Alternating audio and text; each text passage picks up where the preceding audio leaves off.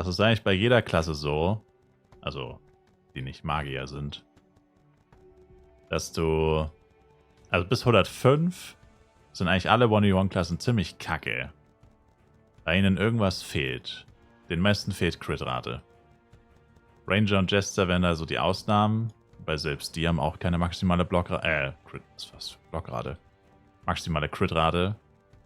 Weil ein Jester kann sie nur haben, wenn er auf Dex stattet oder sein Equipment auf Dex baut.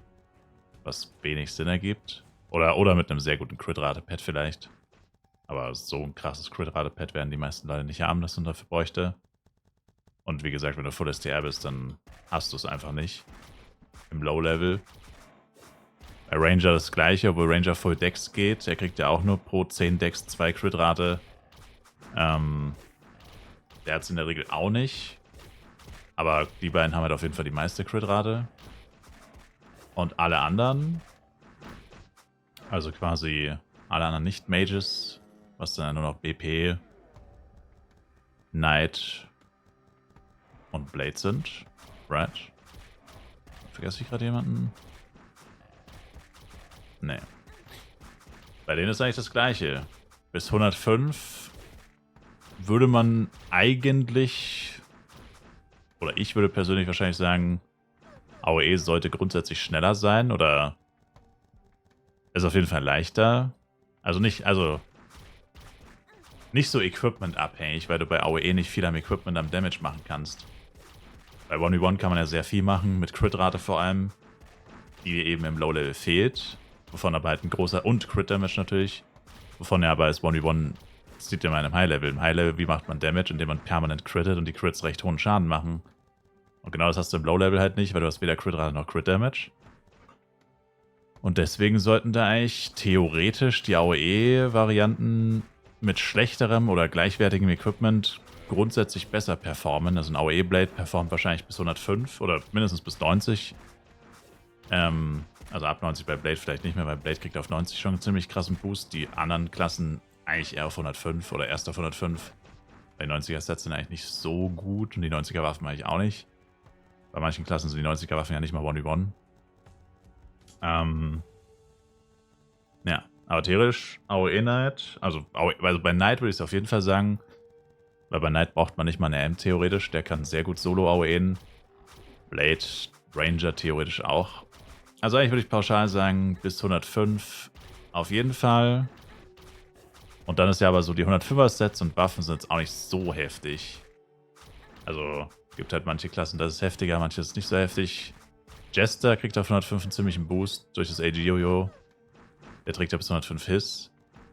Blade auch, aber eigentlich nicht so heftig, weil wenn man 2 Aegis Ext und Dazed Set hat, ist der 105er Boost auch wieder nicht ganz so heftig wie bei anderen Klassen.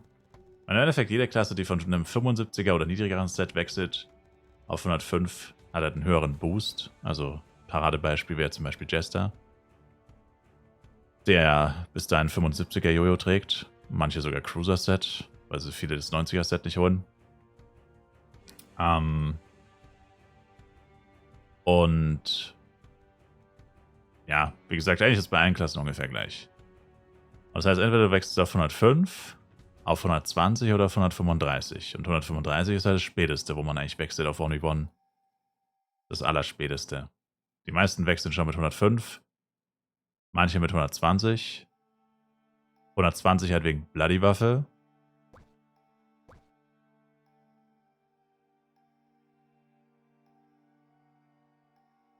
Aber nach 135 levelt eigentlich keiner mehr AOE. Mit den Klassen.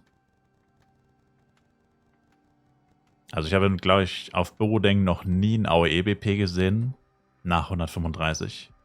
Ich glaube, selbst davor habe ich nie wieder einen gesehen, ehrlich gesagt.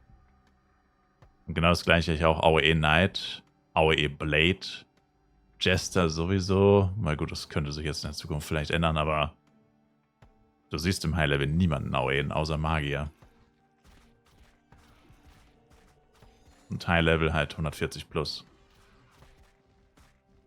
Und das eben aus diesem Grund.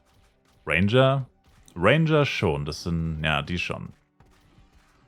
Ja, Ranger ist die Ausnahme. Also ich glaube zwar trotzdem, dass die meisten Leute eher 1v1 Ranger spielen, bin mir ziemlich sicher. Auch im Endgame. Aber ja, Ranger hat halt viele Vorteile wie Range. Maximale Blockrate automatisch eingebaut. In ein Full Damage Bild. Ja, Ranger ist die Ausnahme.